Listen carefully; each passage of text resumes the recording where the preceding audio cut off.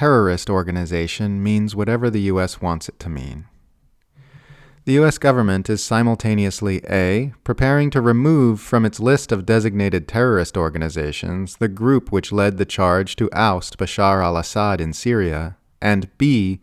justifying Israel's land grab in Syria by saying the nation has been taken over by terrorists. The U.S. podium people have pivoted seamlessly from celebrating the liberation of the Syrian people in the removal of Assad to citing the fact that the nation is now overrun with terrorist factions in defense of Israel's rapid move to militarily occupy large swathes of Syrian land while hammering Syria with hundreds of airstrikes.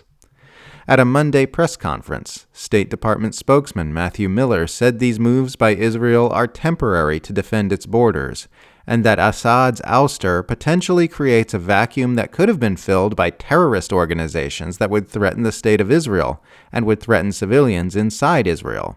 Every country has the right to take action against terrorist organizations, Miller added. During a Tuesday press conference, Miller further clarified the U.S. position on Israel's land grab, saying, "What precipitated their move into the buffer zone was the withdrawal of the Syrian armed forces, which, as I said yesterday, creates potentially a vacuum that could be filled by any one of the numerous terrorist organizations that continue to operate inside Syria that have sworn the destruction of the State of Israel."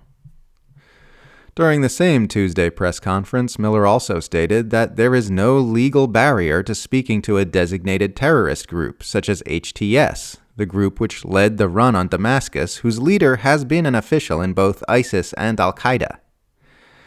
And as it happens, the U.S. government has now taken a sudden interest in removing HTS from its listing as a designated terrorist organization, with Politico reporting that there is now a furious debate playing out in Washington as to whether or not the group should be removed from the list immediately. Somehow I doubt the debate is actually all that furious. So according to one narrative, Syria has been liberated by brave freedom fighters, and that's wonderful. But according to another concurrent narrative, Israel obviously needs to invade Syria because the nation has just been taken over by evil terrorists. And by yet another concurrent narrative, those evil terrorists aren't evil terrorists anymore because they're going to be running a U.S. puppet regime.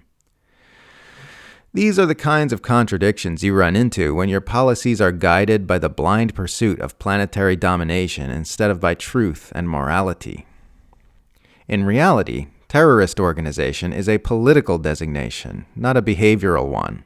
It has a lot less to do with how an organization acts and operates, and a lot more to do with whether or not they advance the strategic interests of the U.S. empire.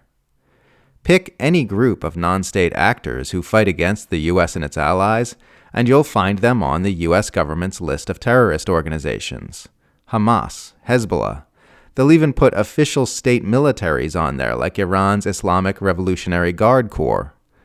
They used to list the East Turkestan Islamic movement as a terrorist faction back when the U.S. was expanding its global military presence under the banner of the War on Terror, but they were removed from the listing at the tail end of the Trump administration because the Uyghur Islamist group has been fighting Assad in Syria and may prove useful in the empire's Cold War aggressions against China.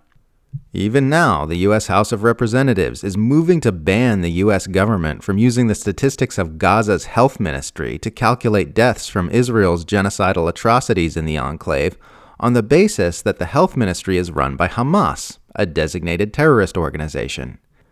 They need to do this because the Gaza Health Ministry's death toll is considered so reliable that the U.S. State Department has been using those stats in their own reports. The group that is committing the genocide necessitating such analysis is, of course, not a designated terrorist organization. This is because the label terrorist organization is nothing more than a tool of imperial narrative control. In empire language, it just means disobedient population who needs bombs dropped on them. If they are determined to no longer be disobedient, then they no longer need bombs dropped on them, so they are no longer considered terrorists. You can kill all the civilians you want, using whatever methods you want, without being considered a terrorist organization, so long as you are a friend of the U.S. empire.